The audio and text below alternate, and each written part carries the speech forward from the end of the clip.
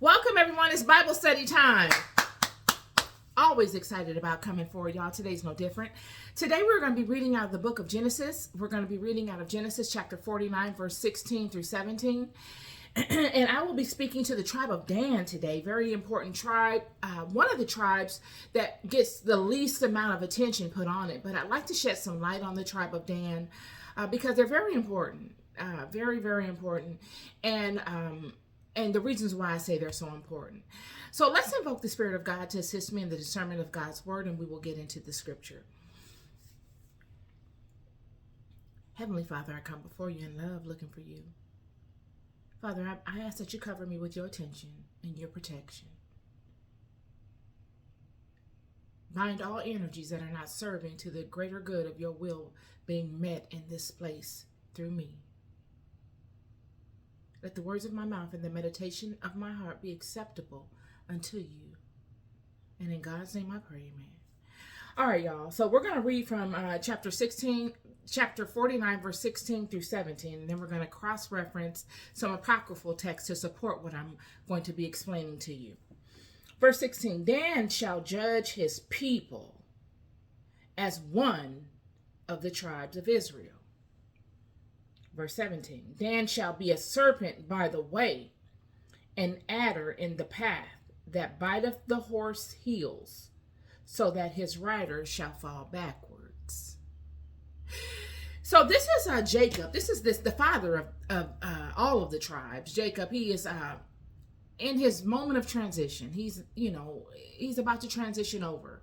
And he is speaking the maximum blessing that he can bestow, or he's prophesying basically upon all 12 of his sons.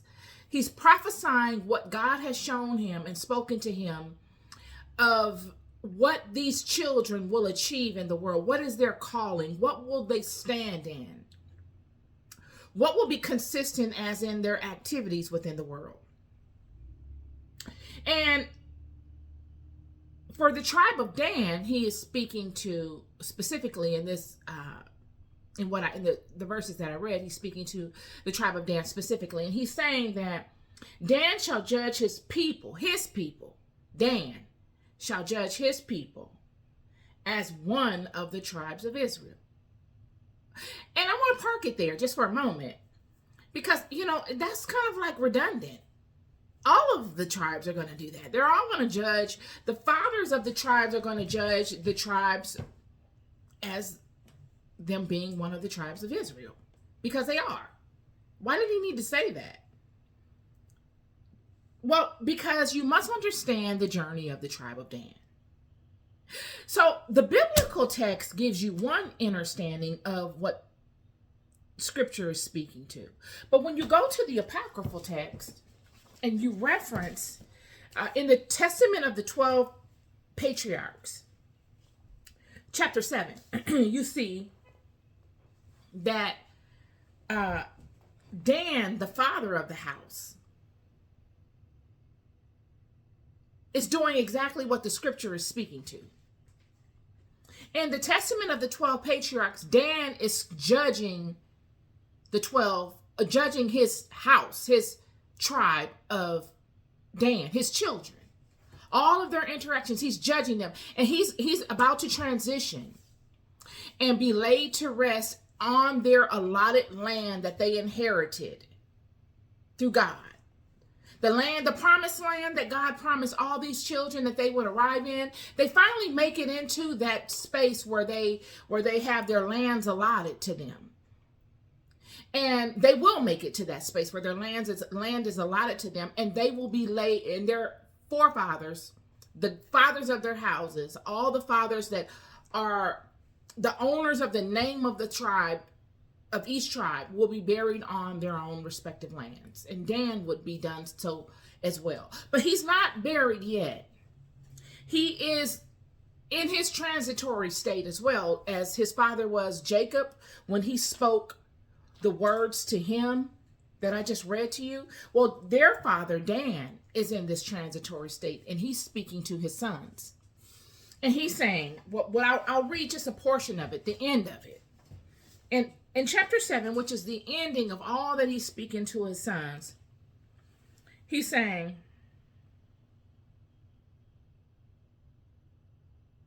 Dan prophesied to them that they should forget their God and should be alienated from the land of their inheritance and from the race of Israel and from the family of their seed. So Dan, their father, prophesied before all of this had even happened to them. He spoke it into his existence, one may say, or he spoke of what he saw of the future to his children. He said, you are going to forget your God. You're going to forget the God of your house, the God of Israel. You're going to forget him. And you will be alienated from the land of your inheritance. You are going to give up your inherited lot. You are not going to find rest on the lot of land that God promised you. You will inherit it, but you will be alienated by it, from it. You will be taken away from it by way of your own decisions or out of fear of people that are already residing on it. And from the race of Israel and from the family of their seed. So you're going to be alienated from everything. Dan is going to be alienated. His father, Dan, is speaking to his children and saying, you and all the generations after you are going to be alienated from your own house. You are going to be the outcast, the black sheep. You're going to be the sheep that will wander. You will not have any relation or any brotherly connection to the brethren of your own house. All the other 11 tribes, you're not really going to have any relationship with them. Either you're not going to see them in the brotherly light and feel it, or they're not going to see and feel it in you. You're not going to acknowledge your God. You're not going to even inherit your land. This is powerful. This was spoken to them by their father, Dan. So when we go back to the Bible and we go back to verse 17, it says, Dan shall be a serpent by the way, an adder in the path. He's going to be a serpent in the path of the children as they walk. An adder is a poisonous snake. He's not just going to be a snake. He's going to try to destroy them as they walk the paths of life through whatever vehicle they choose to use, so that the rider shall fall backward. So that whoever is riding this vehicle, whoever is in control of the vehicle that they choose, excuse me, to move through life within, they will look to destroy that vehicle. Doesn't this make correlation to what God cursed the serpent with in Genesis? Doesn't this sound similar? When I first heard this, it made me think of Genesis chapter 3, verse 15. And he curses the woman and the serpent for what they did. And he says, I will put enmity between thee and the woman, and between thy seed and her seed. And it shall bruise thy head. Her seed will bruise the serpent's head, and the serpent's seed will bruise his heel. So now we got two curses going on here. We got the serpent bruising the heel of man, meaning he's going to slow him down in his movement physically. He's going to physically attack at all instances the movement of man physically in life.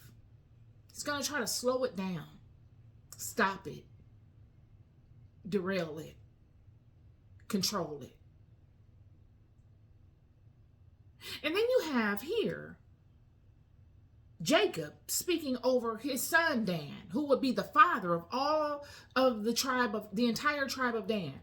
And he's saying to Dan, he's saying, you will be a serpent in the way.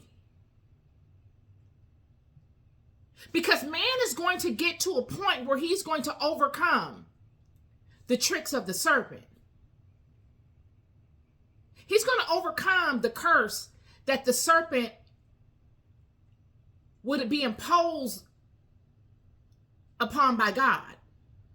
He will overcome that. The biting of the man's heel, man will overcome that, and man will find a new vehicle that he can rely on and ride. Instead of walking the path, he will ride this horse so that the serpent won't be able to bite at his own heel. He can ride this horse, use this vehicle to get him to where he needs to go. But then comes this curse by Jacob, somewhat of a curse. And he says, to add insult to injury, Dan, you will somewhat take on the characteristics of the serpent. You will be just like the serpent. You will be a serpent in the paths of men as they walk the paths of life. And you will you will be a poisonous serpent. You will look to annihilate men as they walk the paths of life upon horses. And you will bite at the heel of the horses, causing the man to fall backwards.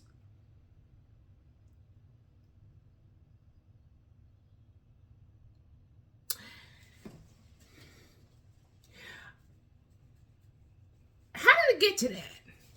This is very important. This has to do with everybody on the planet. We've got two curses going on here.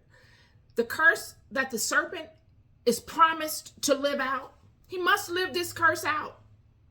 To bite at the heels of all of the individuals that come forth from the woman. In order to be born in the world of light as a human, as man, you must come forth from a woman.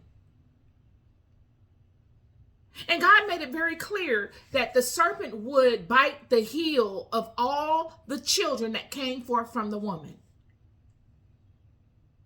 Bite it, slow it down, control its progression, thwart its success, thwart its progression. And then Jacob says Dan will be a serpent also.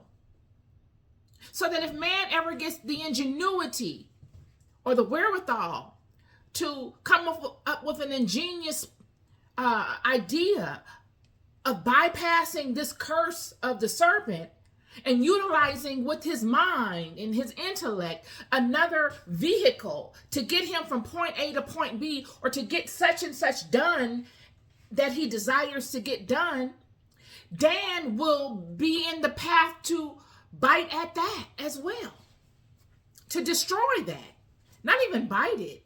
To destroy it. Destroy that method of operation. Destroy that vehicle. Whereas the serpent, it never said that the serpent was looking to destroy the children that came from Eve. It said that the serpent in the curse would bruise his heel. Didn't say he was going to destroy him. It said it would bruise his heel. And when something is bruised, it's tender. You don't move as quickly. It's sore. It slows you down. The serpent is here to slow your progression. So you don't progress as quickly. You're not as agile. You don't move as fluidly. You think a lot before you make a move. Yet the tribe of Dan is here to destroy any vehicle that you choose to utilize in your success, in you overcoming. So you're slowed down by the serpent at every turn, and any type of ingenuity, any type of vehicle that you create is destroyed. You see no benefit in it. It doesn't give you a long-term level of success. They would be the only ones having the monopoly on that. Whereas all the other tribes could not ever compete, because they are there to destroy those vehicles when they are created. They destroy them. Let's get to it. This serpent situation is very, very significant, because the tribe of Dan and the serpent would be synonymous with one another. It speaks to it in the Bible. It speaks to it in the Apocrypha. But why? In the garden, when Eve was left alone in the garden and the serpent approached her, there was an exchange. There was an energy exchange that had happened. This was the reason for the fall. The serpent, through Eve, entered into the world of life. He was never supposed to enter into this world. He was only supposed to guard and to either deny or allow. He was only supposed to judge, if you want to call it that, one worthy of getting knowledge, information, what have you. He's like a police officer. But he has many gifts. And in order to use his gifts or to be bestowed his gifts, you must rise to a certain level of ascension to be crowned with such. Yet, he takes it upon himself to mate with Eve. And he creates a bloodline with Eve. That bloodline will come through in the form of Cain. Cain is born. This is the first instance in the Bible that we see genetic tampering. Tampering in the gene pool. Everything before this is guarded, is what one would consider perfect in God's eyes. It is as God created it. No one in the garden was doing any of this. The children hadn't even thought to tamper with the gene pool. But when the serpent came into Eve and created Cain, he entered himself into the world of Adam and Eve. Eve was the vessel that would produce all of Adam's seed. All the seeds that Adam planted in the womb of Eve would be birthed through Eve. Remember, first, before Eve, Adam had the Eve of life. He had nature. He had Mother Nature. And he was the one here naming all of the plants and all the animals because it's Adam's garden. He was gifted her. His first gift was nature. The plant and the animal kingdom. Those were his first gifts. And they weren't sufficient enough to be of assistance to him. So God gave him a helpmate, which was Eve, another woman. And now she is able to produce his seed. Physical manifestations of both he and she.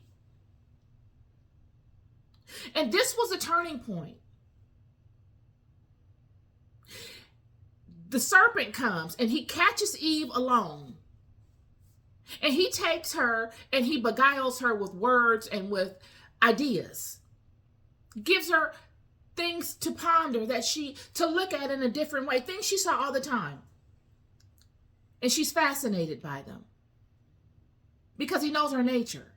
She is by nature a thing that when you give it something, it will produce something else. That's the whole concept of being feminine. Feminine means if you give it something, it will multiply that thing that you give it. It's going to be a reaction from it. It's not a block. It's not a door or a wall put up.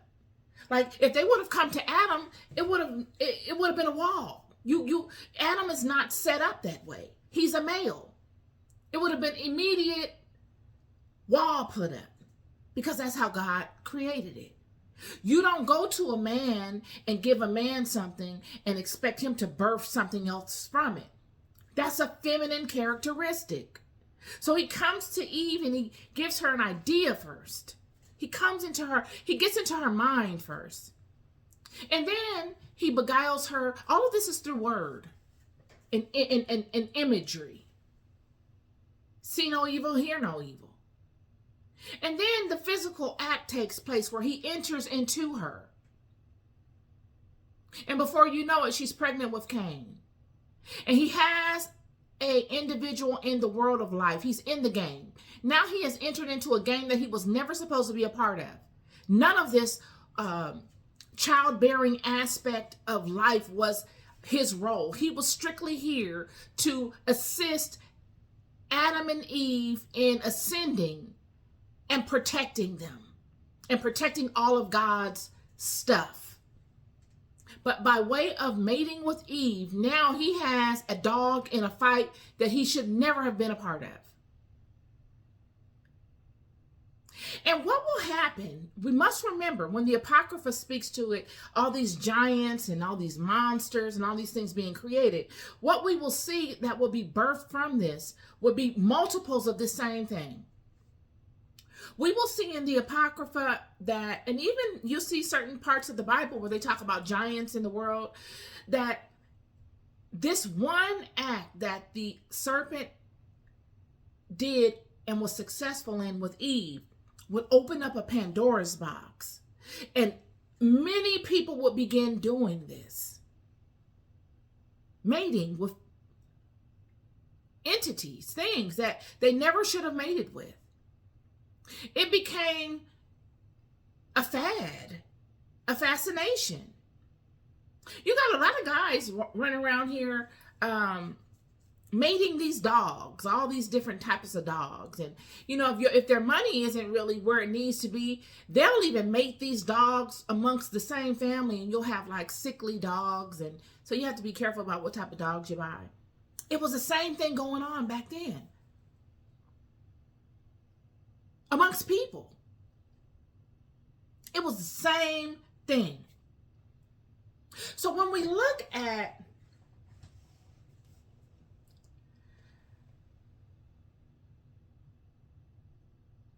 this tribe of Dan, characteristics of this tribe I just explained to you, they felt like they were the outcast. They felt like they always came last. They felt that they were never truly accepted. They didn't feel like they were really respected by their other 12 brothers.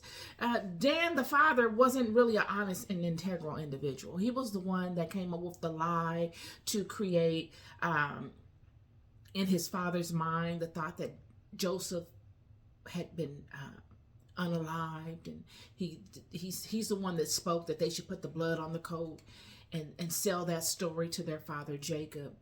So he wasn't a really honest person, Dan. And he speaks greatly to this in the Apocrypha as to how he has learned in his life the value of being honest and living righteously. But he learned it because he lived a very unintegral life for a season. And he learned the hard way how that did not benefit him. And he was speaking to he speaks very deeply to that in the testament of the 12 patriarchs in the Apocrypha.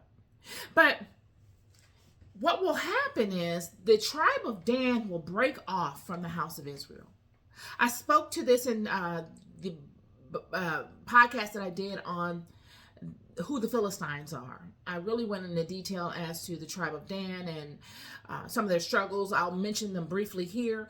They were allotted a portion of land, some really good land, beachfront property. Whenever you look at the any kind of stuff on the internet having to do with Phoenicia, whether most of it, which is AI derived, you'll see that they have these houses stacked on top of each other, and they're all facing this beautiful water. Well, those are the areas in which the children allotted for Dan. That's kind of what Dan's area, his allotment, looked like. It was beautiful. But the problem was that it was small. And he really had to work it. Not him, but his tribe. The tribe really had to get in there and maybe go to war with some people and expand the territory and do some work to really work it. And in order to do that work, they would really have to lean closely in on the God of Israel to help them be successful in their undertakings. Well, because they felt so bad about themselves, they were somewhat of a disgruntled group. They didn't feel worthy. They didn't really have a lot of brotherly love, it didn't seem like, amongst the tribe, nor with the God of Israel. It's as if they were disgruntled with the God of Israel for allowing them to always feel like they're coming in last and to always feel like they're not worthy, kind of like a Cain and Abel situation going on. And they wouldn't fight for their land. They would get it, and the Philistines would be living on their land when they would get it allotted. And I think Joshua did that on purpose, because if you look at my video on the Philistines, you will see that I mentioned that the tribe of Dan would partner with these people. They would partner, they would become brothers to the Philistines. They would find in the Philistines and in the Phoenicians that kind of brotherly camaraderie that they couldn't find amongst the other 11 tribes. It seemed that way.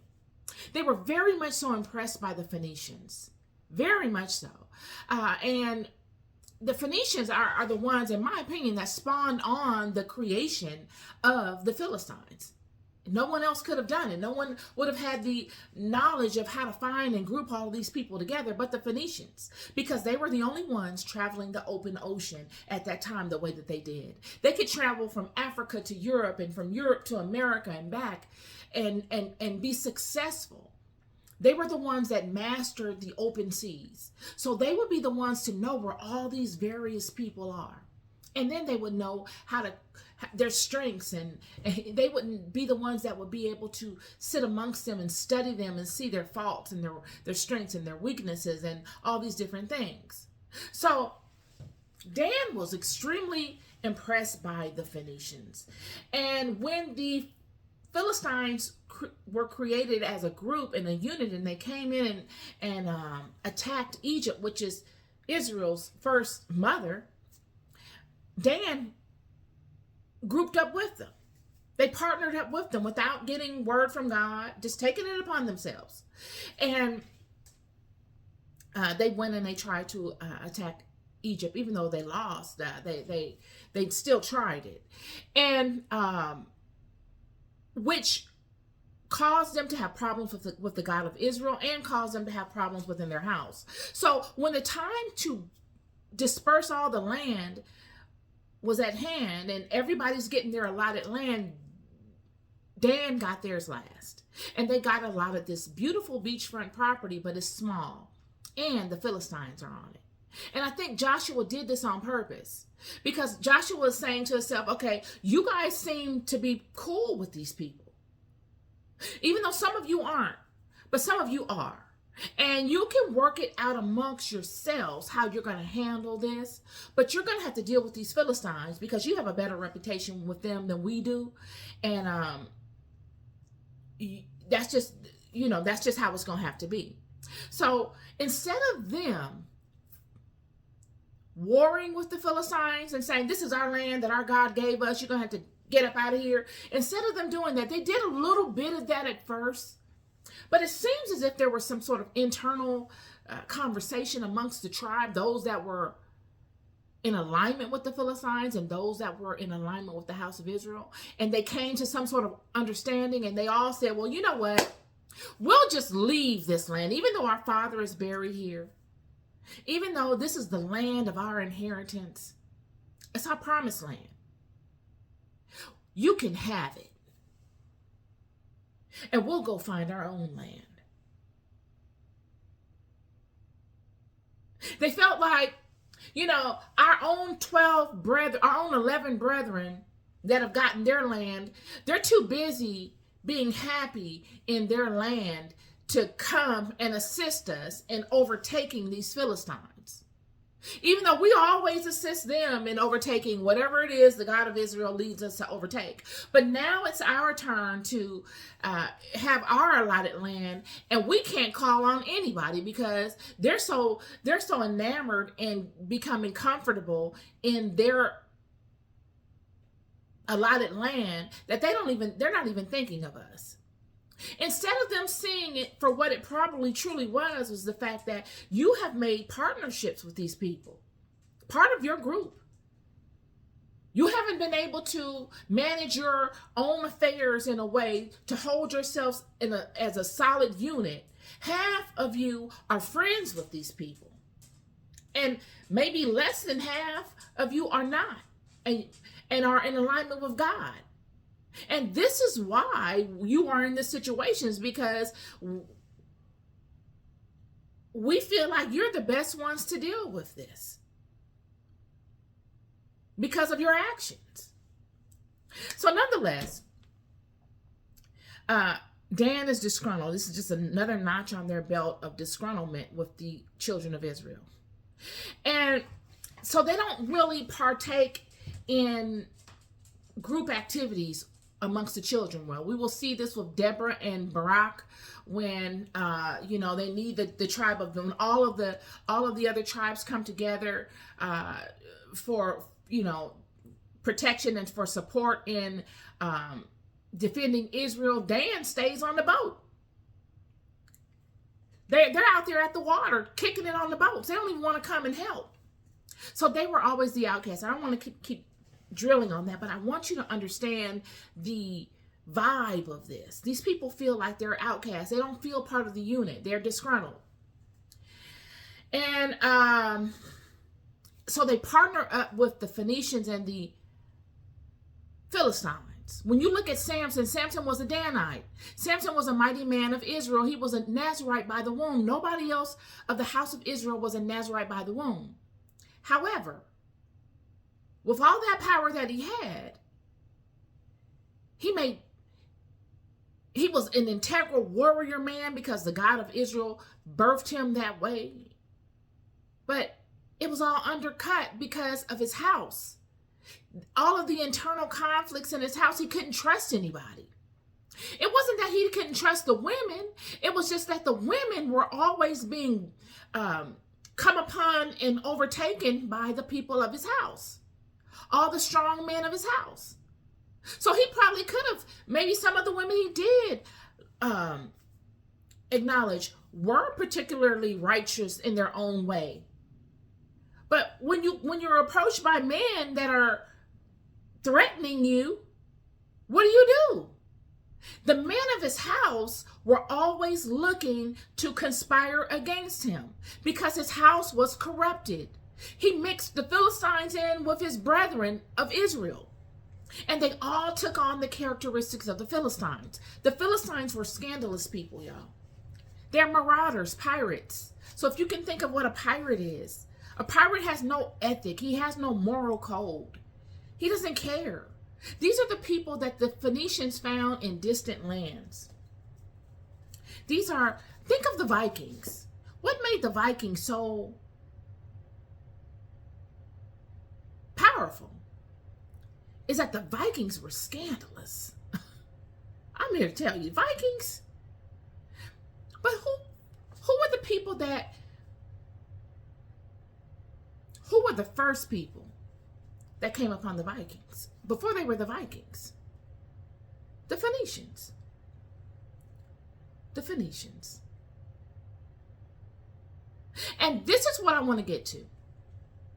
This same thing that the serpent did amongst Eve in the garden, this genetic mixing, God will flood the world and try to rid it of it. But it will show itself after the flood.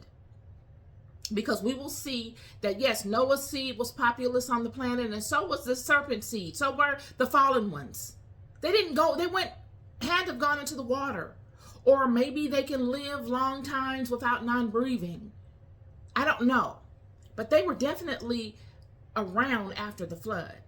So when you see the Phoenicians traveling to these distant lands, and there is verifiable proof that the Phoenicians were in these areas that would later be populated by people that we call the Vikings and the Danish, the Scandinavian. You see a lot of the Danites blending with the Ethiopians and the Egyptians. You see a lot of the Danites having gone out of the Levant area and up into Europe and establishing kingdoms within these areas. They say the Danish, the Scandinavians are Danites.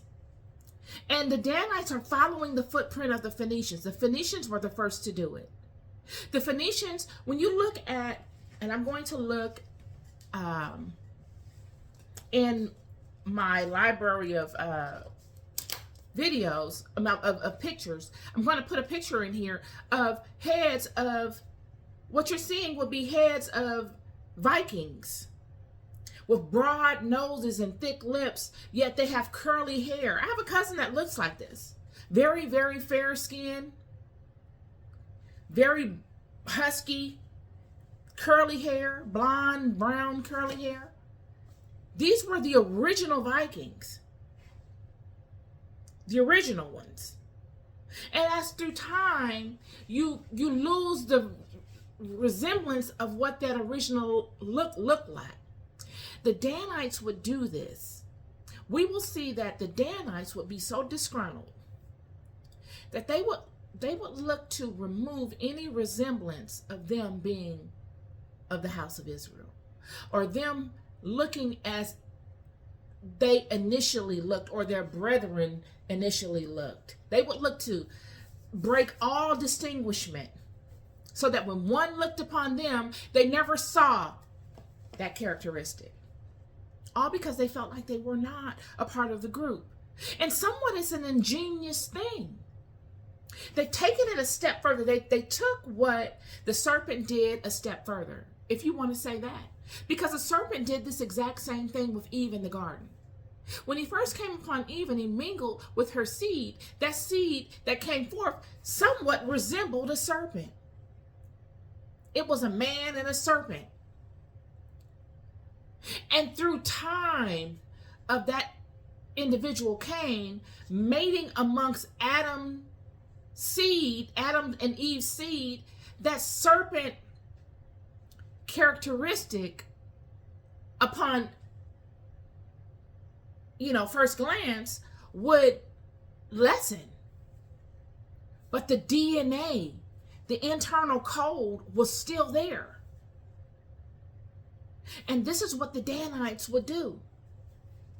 That's why they say they're no longer a tribe. Well, they are. You just don't know where to trace them. You can't say, oh, that's a Danite, or that's a Danite, or they're a Danite. They're non-traceable. But that DNA, that code, is still within them.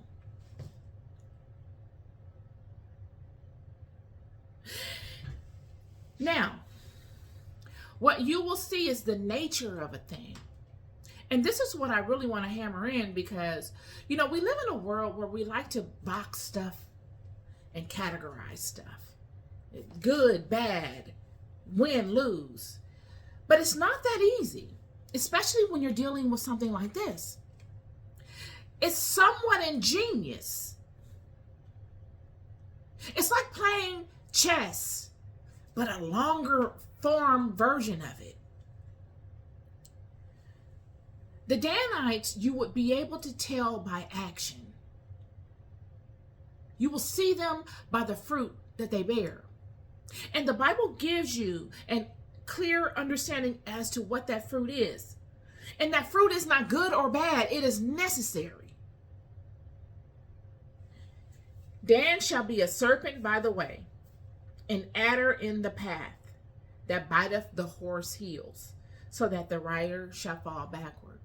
Dan is put in the path of men to cause them to fall short, to cause them to sin.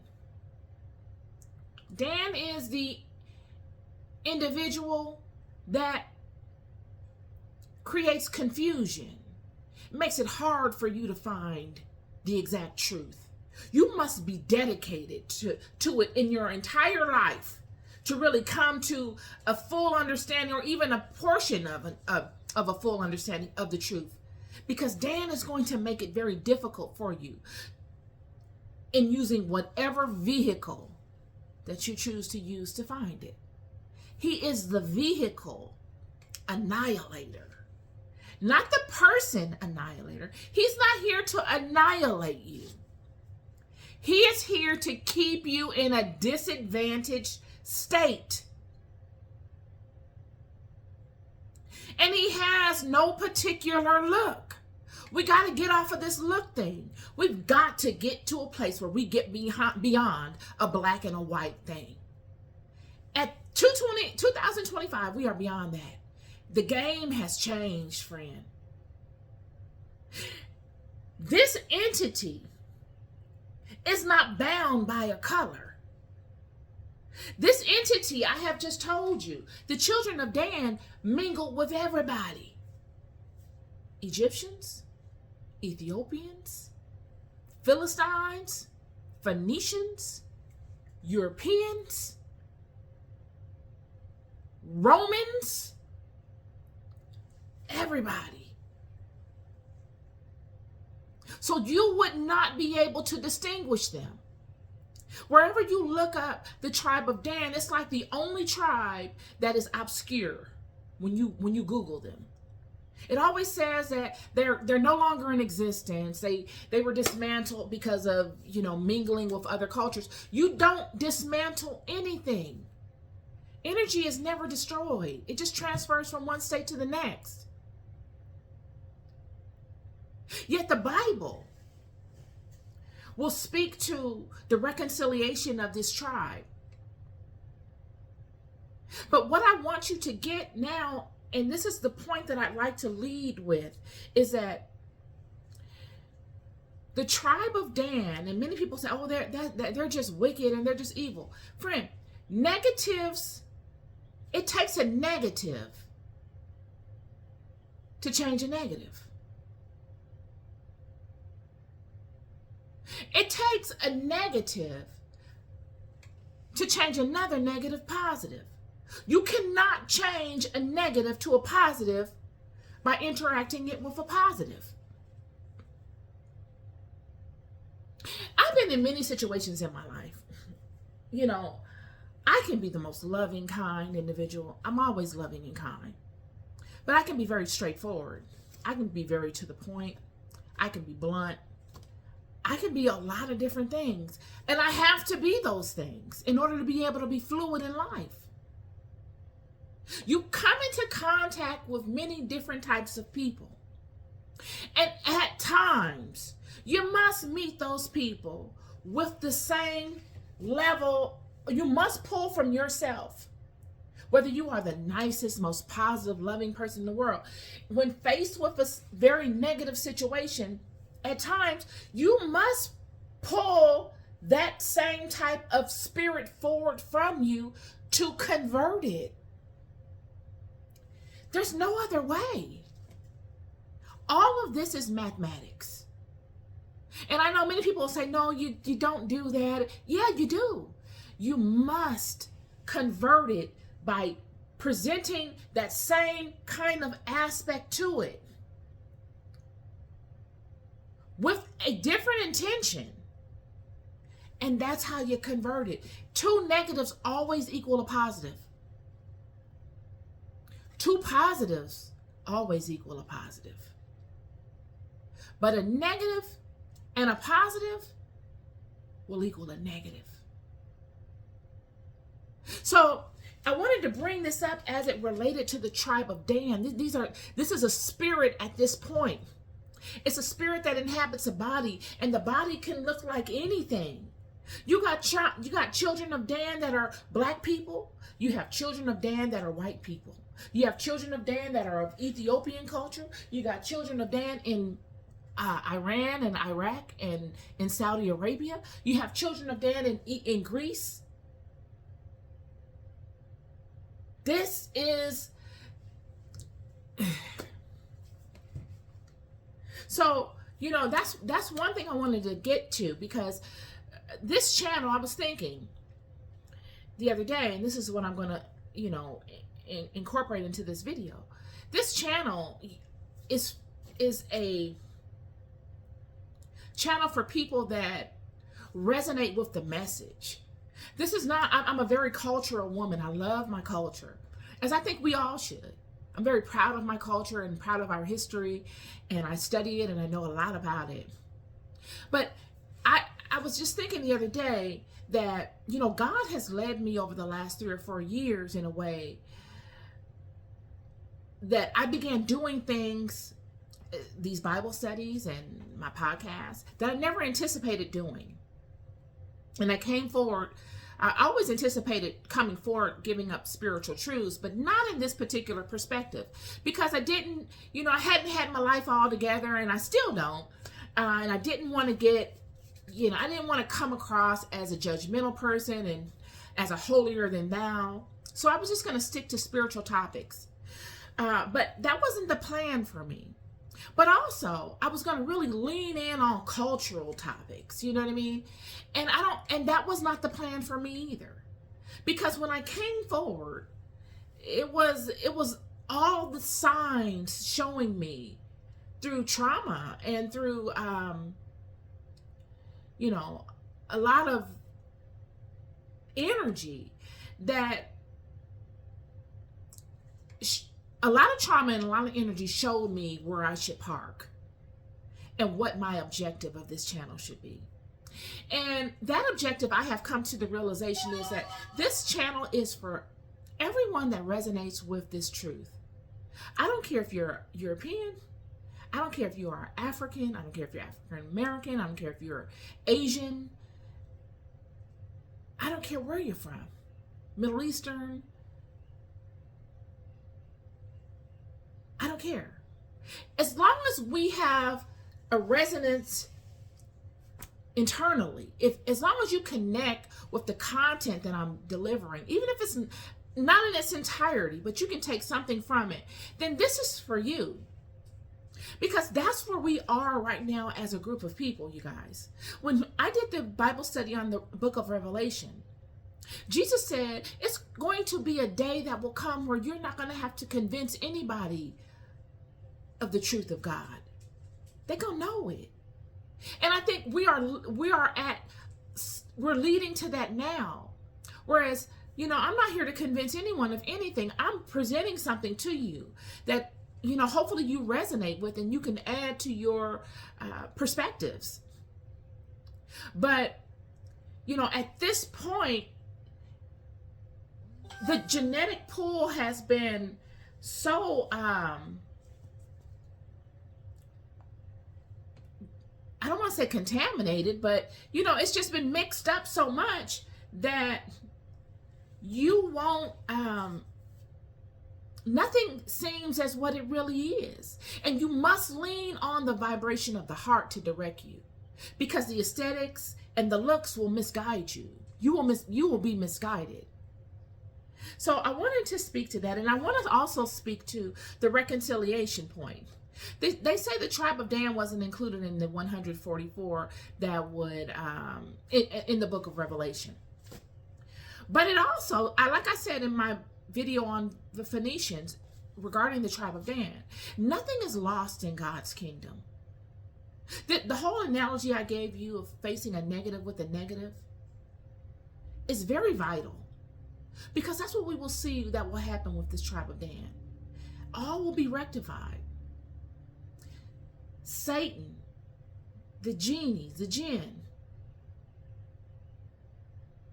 the serpents, the tribe of Dan, all of these individuals will come full circle.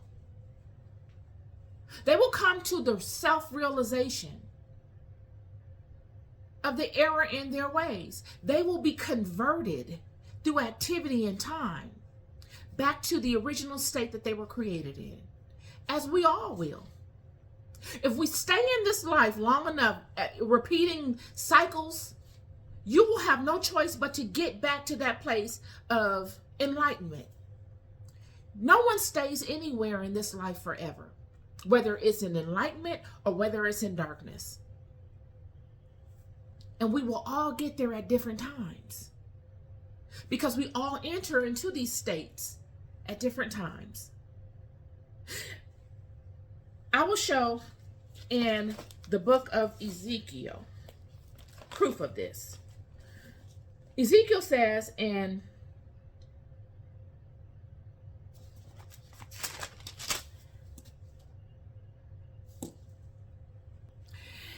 chapter 47, verse 13 through 14.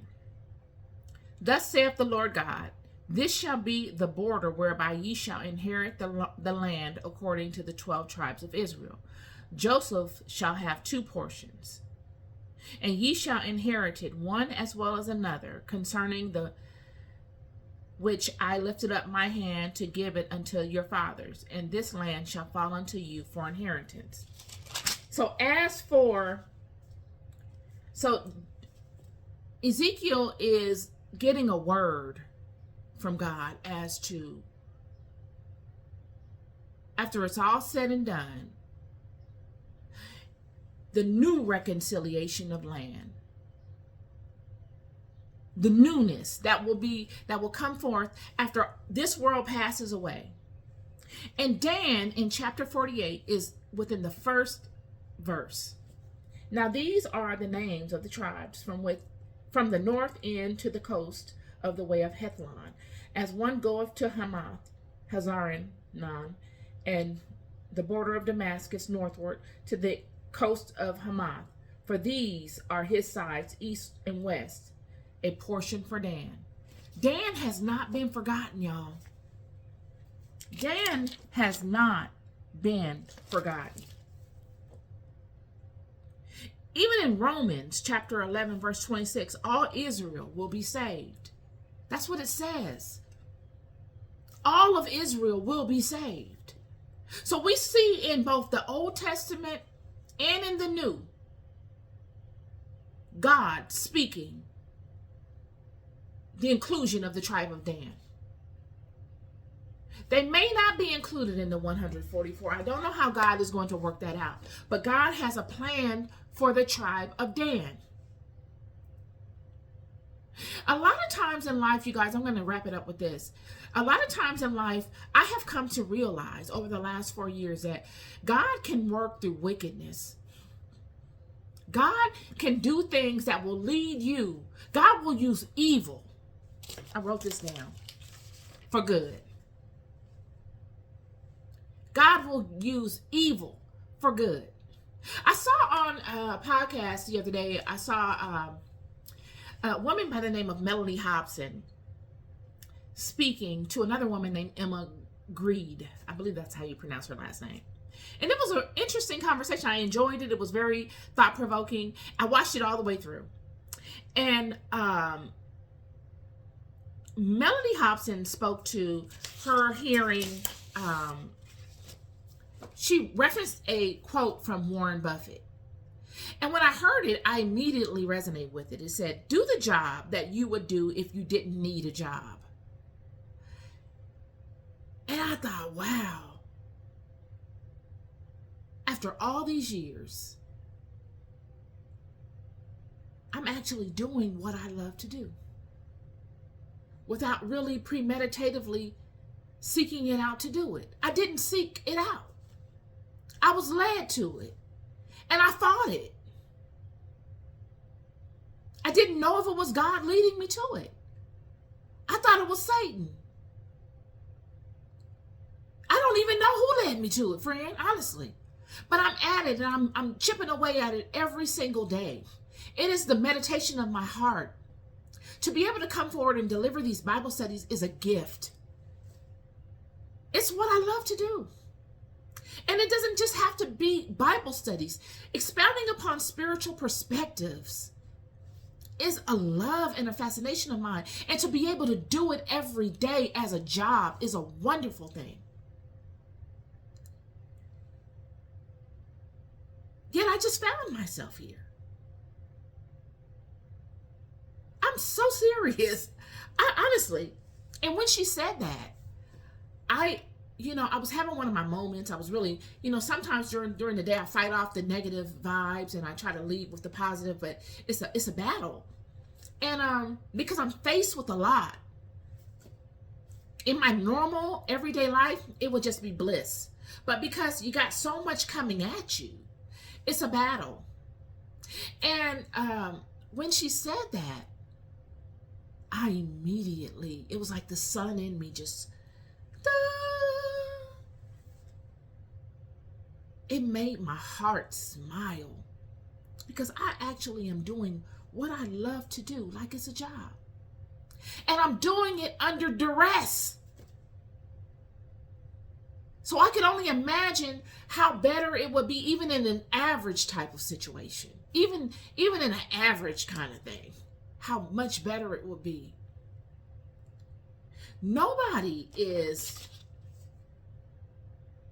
There is no final on anything unless God says it is. We can see in scripture what God did to Jeroboam. That was final, friend. God cut his whole line off because of how he led the children. God does not play with you when it comes to leading his children. He does not. He cut the man's whole line off. His line went no further than him. So now he has all the ancestral energy angry. Everybody is suffering because of him.